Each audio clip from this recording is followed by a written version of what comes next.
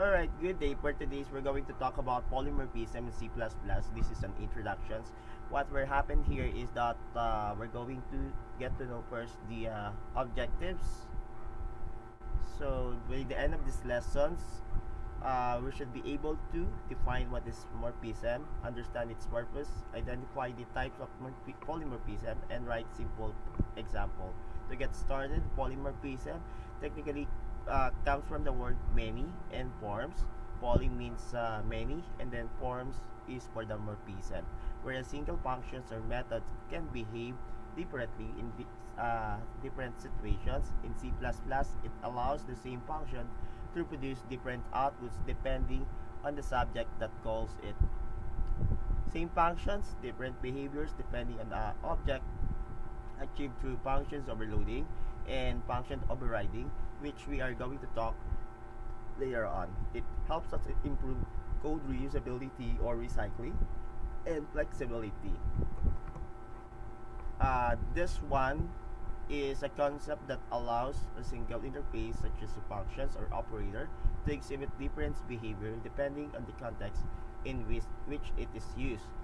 Okay, and then we do have here the two types of polymorphism.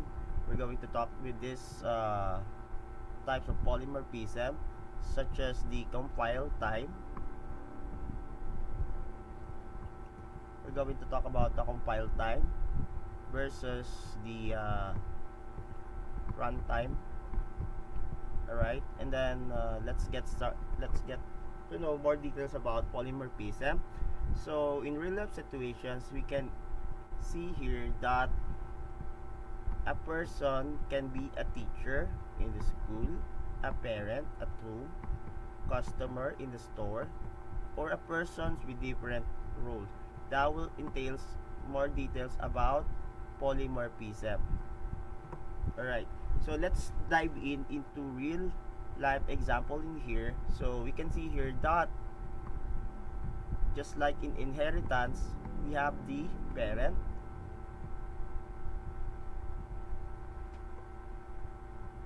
which is the base class, and we do have here the derivative class or the children. So based on the illustration here, we can see here that the base class or the parent is the animal, and then we have here the word speak. We will talk more details what is speak all about. But before that one, so based on our previous lecture, we do have here the base class or the parent.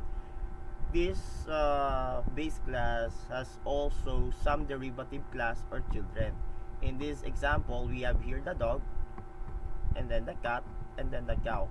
They're going to produce this speak later on. So what is that for? We're going to dig deeper into that situation here. And says here that a dog object will says bark, a cat will says meow, and then a cow will says moo. Even though all animals use the same functions, the behavior changes according to an object, or there is a child and then there is an assigned actions. Okay, let's dive in here with the first program. Everything started here with the pre-built in or the user defined, which is has to include IOStream using namespace std. Then we do have here the parent. Alright, so that is our base class, wherein the name of the class is animal. Access specifier set to public. We're going to create a virtual functions. We're going to know virtual functions later on. But as of the moment, what we're doing here is to set an example. So for the virtual functions, we're going to use virtual, and then void is we want to speak. This speak is called as a method. So a method is pertaining as an actions invoke or call an action. So what is that for? So for this method, okay, it will display what will be on the cout, and that will display the word animal sound. So that is our parent. Again, our parent here is animal. Alright, this one. And then it will display the word animal sound. Let's dive into another example in here. So we do have here the parent. Next one, we do have here children. So children number 1 is dog, and then children number 2 is cat. So for children number 1, what only varies here are as follow. We do have here the format such as class, children, public, and then parents. Wherein in these situations we can see here the following example, that a class is this one, children here is the dog or the cats, and then the access specifier set to public, and then we do have here the parent, which is the animal. So both of these two are children. Alright, so we do have here the dog, and then we do have here the cat. So what will happen here, they're going to impose an actions or a method, is what we called in here. So for the dog, okay, it will display, or you will hear that it will speak bark, and for the cat it will says meow. Alright, so that will be the declarations of our parent and then our children or derived class. Now let's dive in here and let's start the main program. So the program always started in this part, the int main or the integer main, wherein we're going to convert the base class. Base class is our parent, right? Which is this one, class animal. We're going to convert it into pointer. So in order for us to convert it into pointer, so we're going to set the animal here, and then we're going to put star or the asterisk, and then we're going to assign a value. So for the value of the parent, for the base, we're calling it not anim, but we're calling it as small letter a. That is what's the program stated in here. And then we're going to assign the dog, which are the children, and the cat, dog with a D, and then cat with the letter C. Next one is a pointer, refers to the dog element. So what will happen in here is that we're going to make a reference here. So how is that? As you can see in here, we do have here the A, which is the animal, and that animal is our parent. Alright, and then afterwards it will be redirected, or it will be addressed. So the parent, which is an A,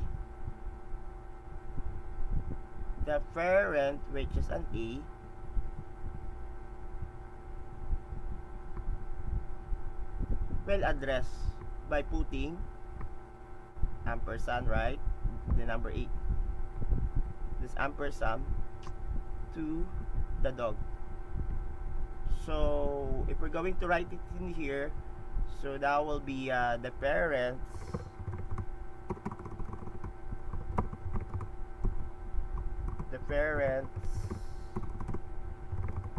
will address by putting this sign to a children, which is the dog.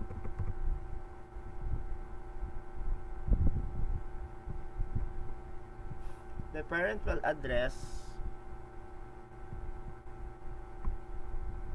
that's letter A, will address by calling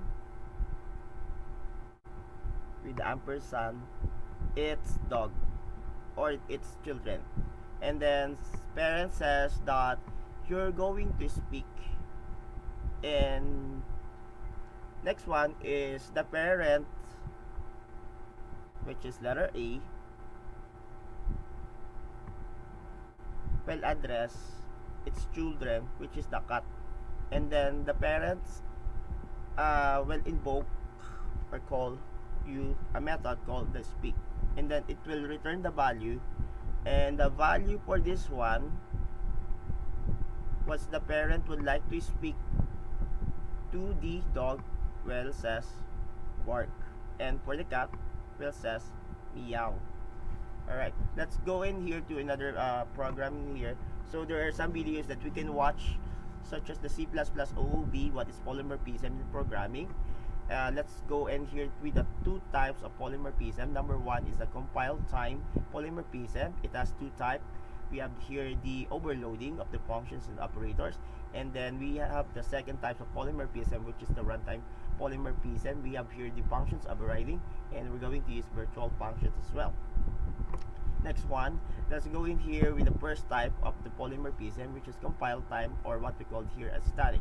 In this type, the compiler determines which functions or operators to call during the compilation process. It is generally faster because decisions are made before the program runs.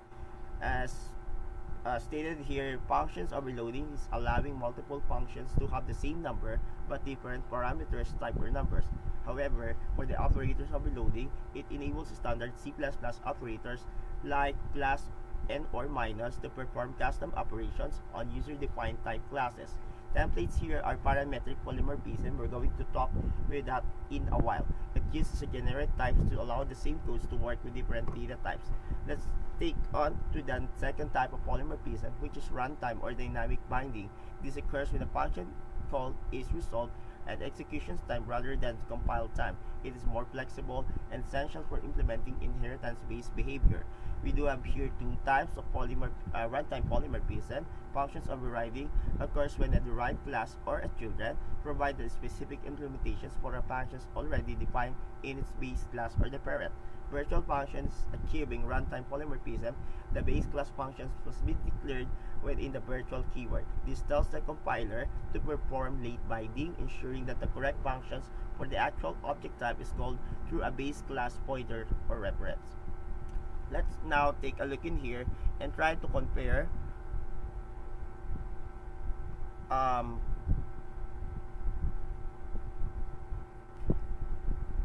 Alright, so as we can see in here, we're going to compare as at the moment about compile time versus runtime. On the alternative name, so the other name for compile time is static or early binding. For the runtimes, it's dynamic or late binding. Alright, so in terms of mechanism, the compile time uses two types of overloading, which is functions and operators, while in runtime it uses the functions overriding and virtual functions. In terms of performance, we can see here that the compile time is much more faster because it resolves the compile time versus the runtime polymorphism, which is a little bit slowly because due to the variables b table lookups, just like in Excel. For the flexibility, we can see here that since the compile time run faster, so this is less flexible. However, for the runtime, since this is slightly slower, it has a highly flexible for complex hierarchies. We're going to talk hierarchies in a while. Next, let's dive into other differences between runtime versus compiler.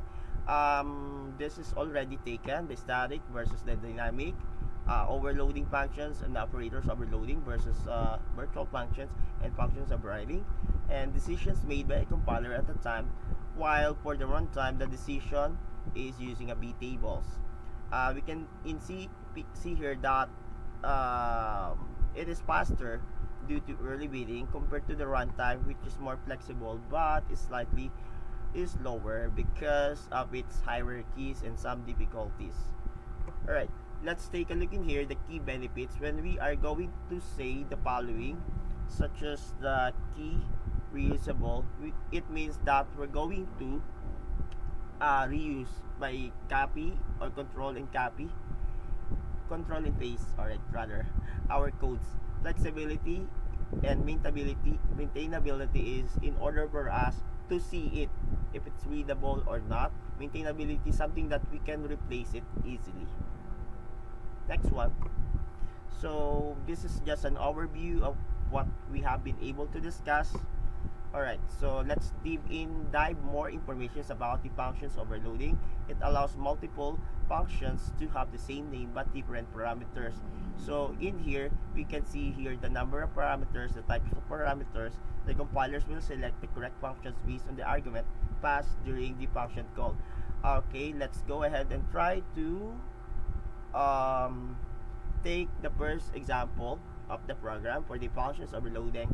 So everything, well, starts in here with the predefined or user-defined codes rather, which is the hashtag include IO stream or input output stream using the namespace string data or string std, and then our class name here will call it mat, and then public specifier sets to public, and then we're going to declare. Alright, so the data type will be int or the integer, and our method here, just like I speak earlier, is to add. What are we going to add? We're going to add integer. By the way, an integer is, hold on na. Alright, by the way, an int or integer is referring to a whole number. 0 to 9 are whole numbers. Anything that has no decimal points, these are int, integer, or whole number. Alright, next one. Based on the program here, what will happen here is the data type again is int. The method is add. Says here that the number assigning letter A and B, and then the void here should return a combinations of A plus B. In this program, what will happen here, the output here will be A plus B. Alright, what about the other one? Okay, for this one, let's take a look on the double. So same thing as with the int add, this will add numbers. However, for the number here, double means that we're going to add decimal numbers. We're going to add the decimal numbers. In this example, it was assigned decimal number A and decimal number B. If we're going to add it here, A and B, it will be resulting to A and B. However, this is just a declaration as of the moment. Doesn't define what is A and what is B, what are the value of A and B. Alright, we're going to know that in a while. Alright, so go in here to another program. Everything started with the predefined user-defined codes, which is hashtag include using namespace std. Our class name here called geeks. Public specifier sets to public. Here, the functions will need to add two integers. So we're going to display or void, and this is the method add. What? We're going to add two numbers or two integers. That is A and B. And then it will display or see out the word integer sum. This word. Next one. Other declaration in here is to add two floating number. We're going to put double, just like in our example earlier, double A plus double B, and then it should display the word plot or float sum. And then the output here, it depends what's the output here for the A and B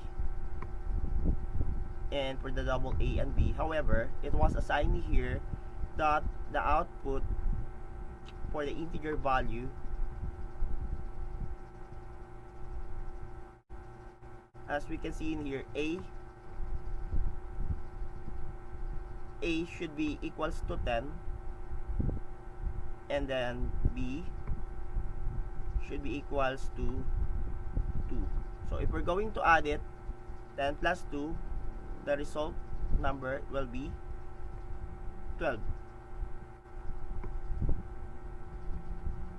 Next one. Okay, so basically For this program, it got started with int main, the starting point. Let's just disregard this. And then for the class geeks or GFD, we're going to add our int value and our double value. So the result will be this one.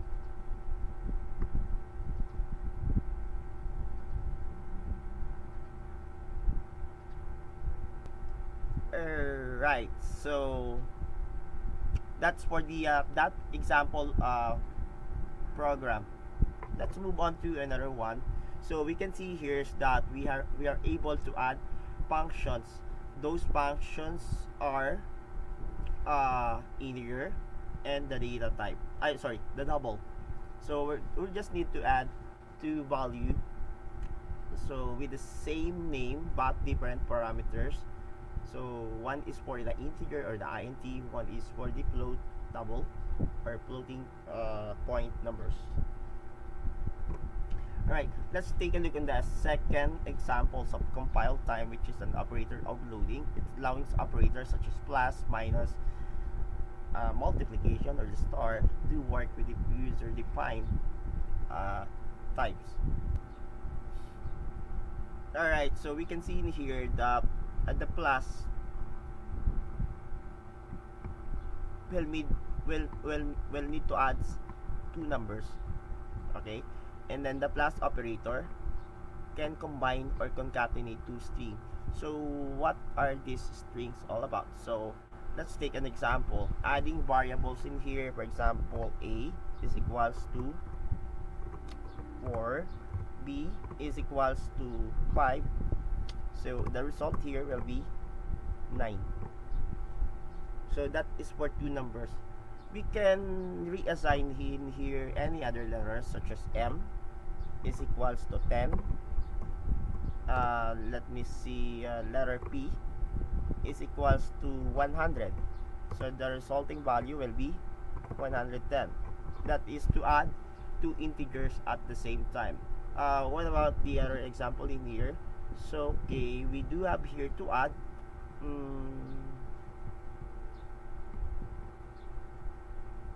an operators that concatenate. When we're saying concatenate, that is combine two strings. So strings, what are strings for? So it has a variables. It might be for a plus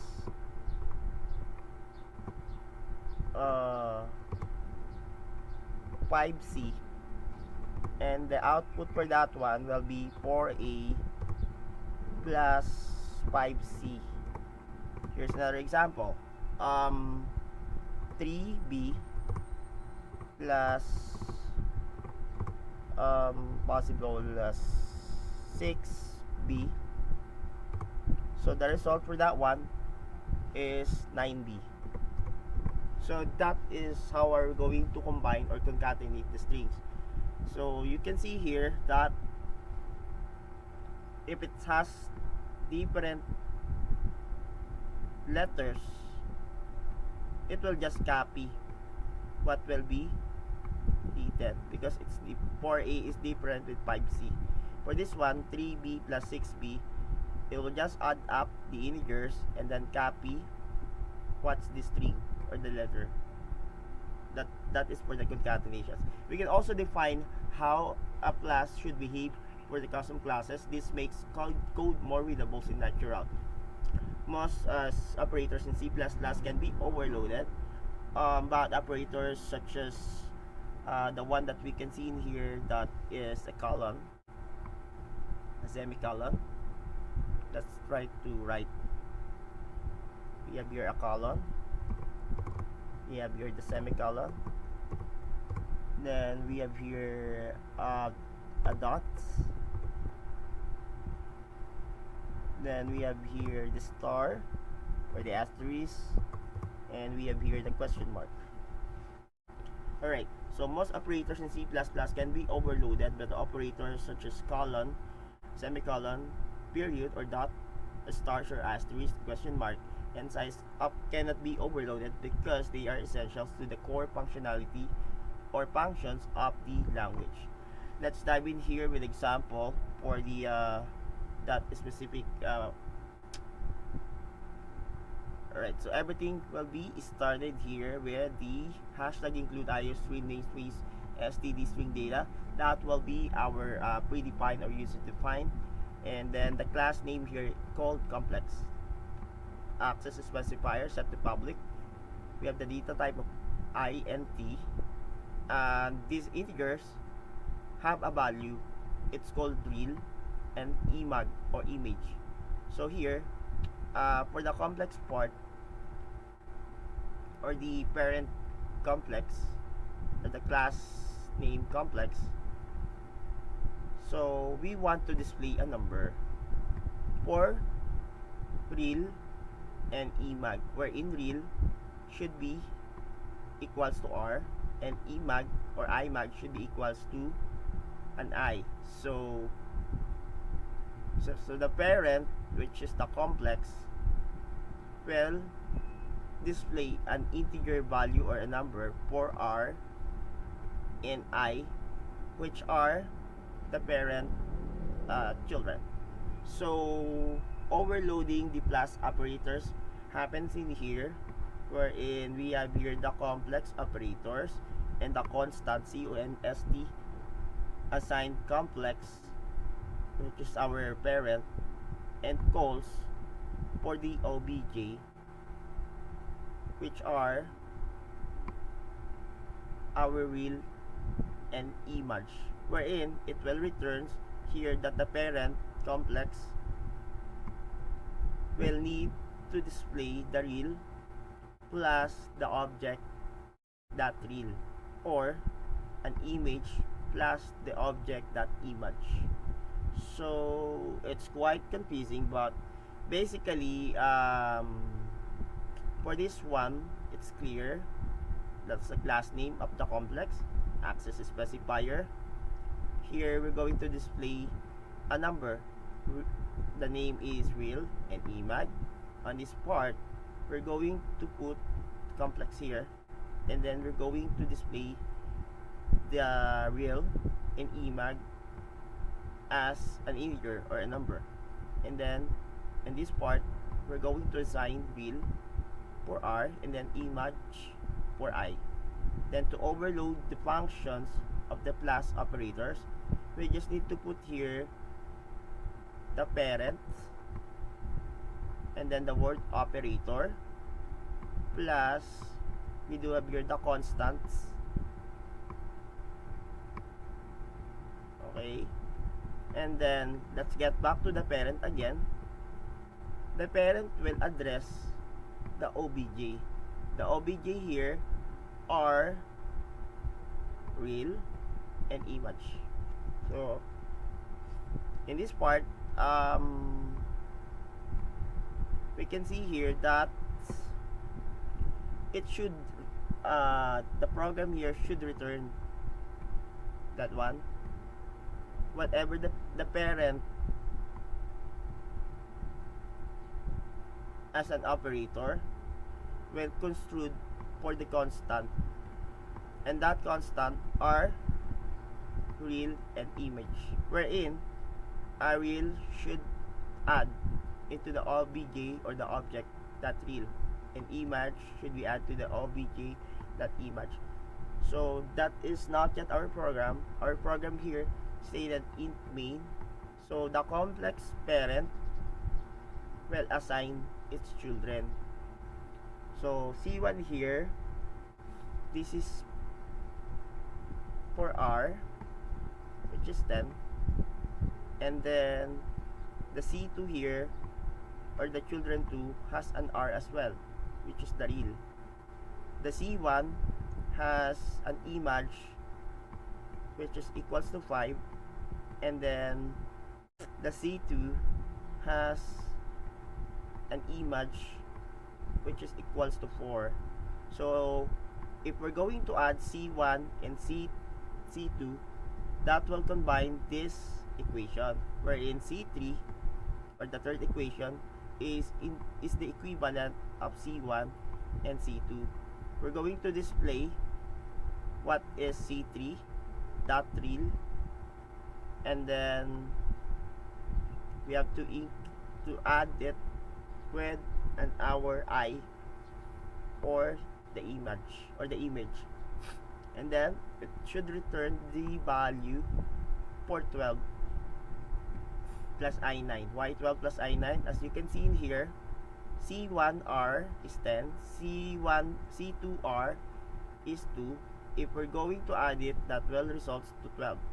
And then the image 5 should be added to the image 4. It will display here an I, that this is an image, and then the combination or the concatenation part, which is the number 9. Let's go ahead and try to take a look here. Overloading in C++ is redefining the plus operators for the complex class. The overloaded operators adds the real in imaginary parts of two complex numbers projects. When C1 or C2 is executed, the overloaded or plus operator is called automatically, and the result is stored in C3. The final output displays the sum of the two complex numbers. Let's go dive in here and try to take another examples of the operator overloading. So our class here, and then the name of the class is demo. Access specifier set to public. Then this is the data type, this is the method. So for this one, our parent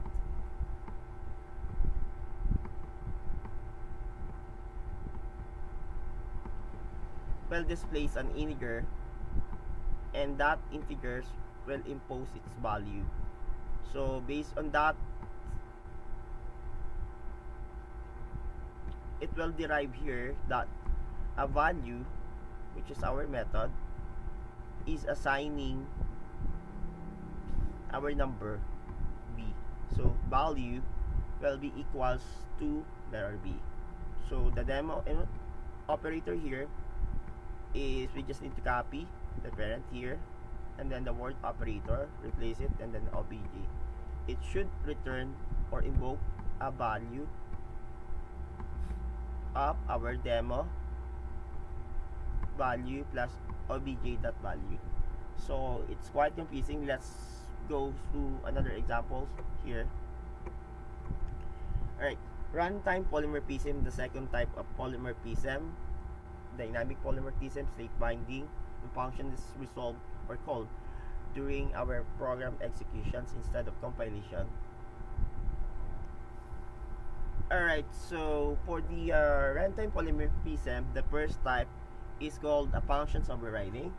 Occurs when a derived class or the children defines one or more member functions of the base class. So what is this for?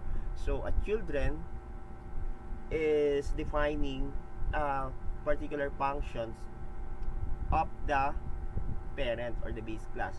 That base class is said to be overridden, and the base class or the parent function must be declared as virtual functions for runtime polymorphism to happen. Let's take another example in here. So our functions overriding example are as follow. Everything started with the hashtag include iostream using namespace std as our predefined or user defined, and then our class name here will be animal.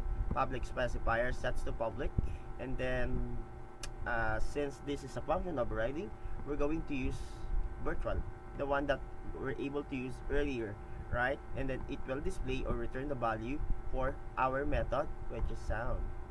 So see out here, it will display the word animal sound, and then we're going to end line. And then on the second part, so we do have here the parent or the base class, and then in this part is the derivation or the children. So our children name will be dog. Let's name it dog. Alright, so in this example, as you can see, so okay, that will be class children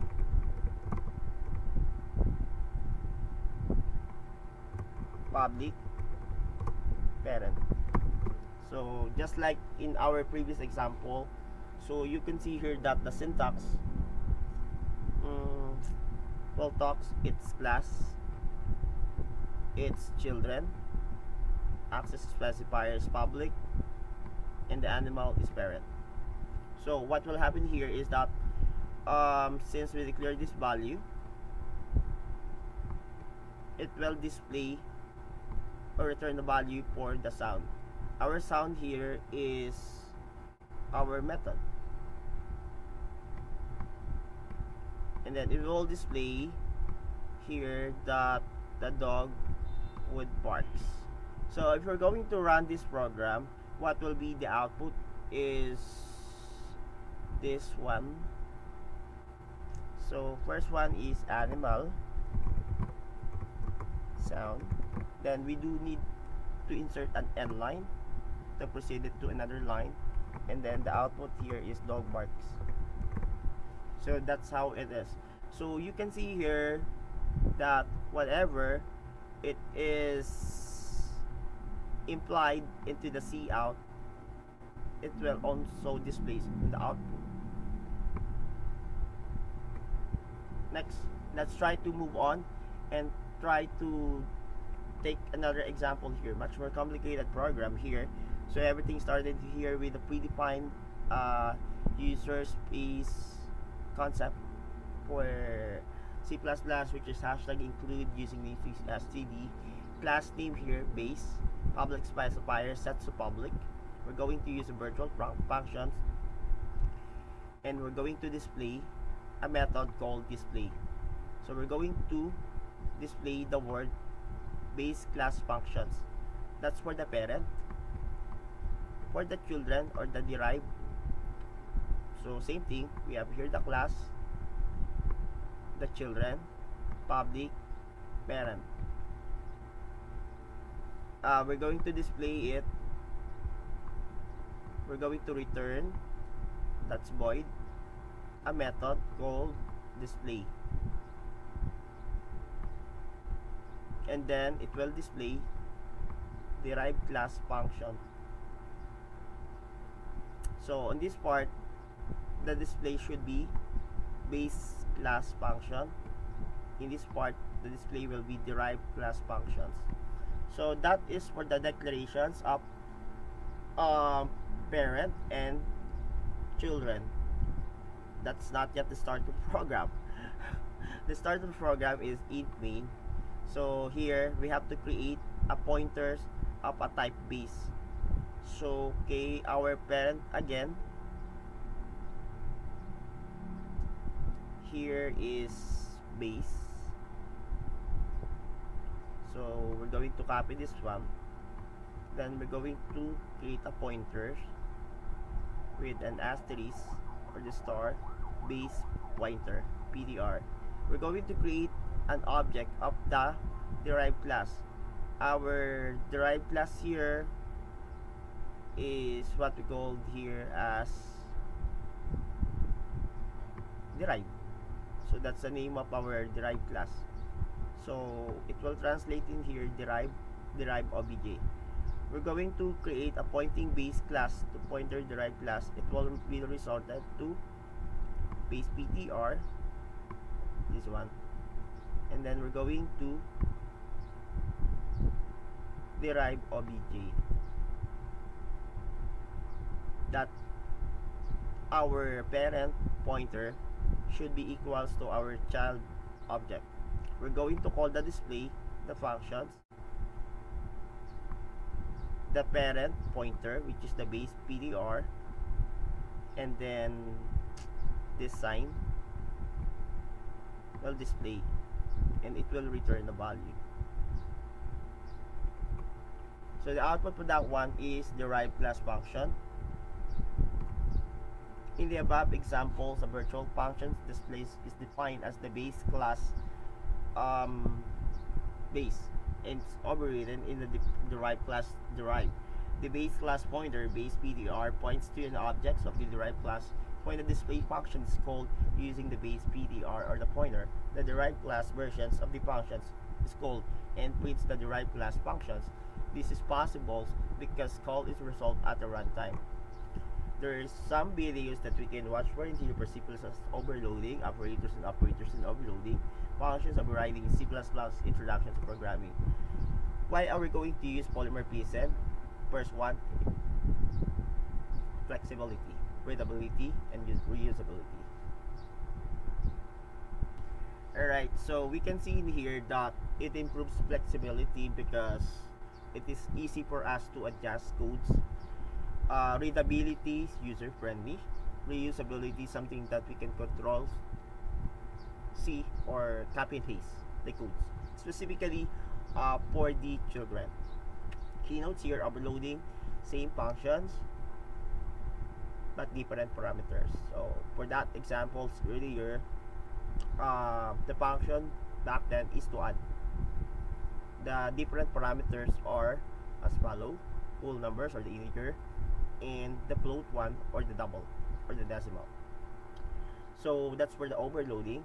That is for the compile type. For the run type, that's an overriding. So same function but derived in class. Same functions in our derived class or children.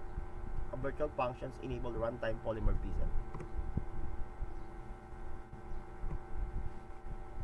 So for our activity here, what type of polymorphism is this? Int add, int a, int b, double add, double a, double b. So these are functions overloading.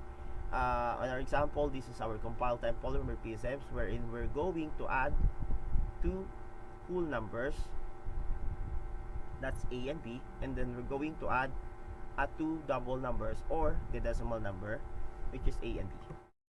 So fill in the blocks. Polymorphism means many, from the word poly, many, and then morphism, forms. So coding here is to create a class with two functions named print. One will print an integer and one will print a string. So let's try to create that in here. So here's the code. So the class name here is print, public specifier set to print. We're going to return a value for our parents, print parent or class name print, and then it will shows a whole number or integer that we're going to call it as an x. So here we're going to display here x, and then we're going to do an end line. Then this is for the integer because that is our task. One should print an integer and one should print a string. For the string part, same thing, we need to copy void print. So instead of int, we just need to replace it with string, and then we're going to display it in here. So what will happen here is, if we're going to run the code, the answer is x and then s. So what's the difference between an integer and the string? So if we're talking about an integer or the int, that is our whole number. Alright, so okay, if we're going about a string, that is a letter. So any letters from A to Z. If we're going about to talk about char, these are combinations of two or more letters. It can be a word, phrase, sentence. Too much for the paragraph, it's too much exaggerated, but technically it's more than a string. So it can be AB, it can be ABC, ABCDE. So it's combinations of different string. That's for the char. What about okay, we have here the whole numbers, double, floats. So here we're going to display a decimal number. So again, int, double, and float are for the numbers. String and char are for letters. True or false, polymorphism means one form and functions overloading is compile time. Virtual functions are used in runtime. Why? Polymorphism means one form. It should be many form. From the word poly should be many. And then functions overloading is a compile time. And we do have here operators overloading as well for the compile time. Virtual functions are used in the runtime polymorphism. Yes. So as a summary here, polymorphism means many in forms. There are two types of polymorphism, which are the compile time and runtime, and makes the program flexible and reusable.